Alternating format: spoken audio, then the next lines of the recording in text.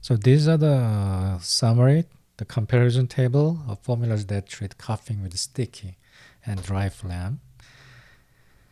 And Wei-Yu-Tang, Ju-Fei-Tang, Qingzhao, clear dryness, and Mai-Mendong-Tang, and Beimu, Guolusan. So they all have something in common. And this is for most exterior, so early stage.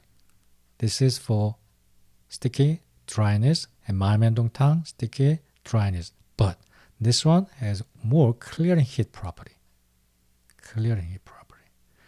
The name itself explains Qingzhao, clear heat, cool, and remove phlegm, clear heat. And Mai-Mendong-Tang actually in the middle. So any conditions, qi and indeficiency. And Beimu Guolusan is for sticky phlegm. It is more about nourishing phlegm. So this is expectorant, like taking water when you have a phlegm, moistened phlegm. So this is just variation from urchin tongue. It is all about phlegm. Do you remember? This is urchin tongue. Getting rid of bansha and those beimu, golu. So no exterior symptoms. This one is focused on exterior, Wei-Yu-Tang, 가감 위유탕.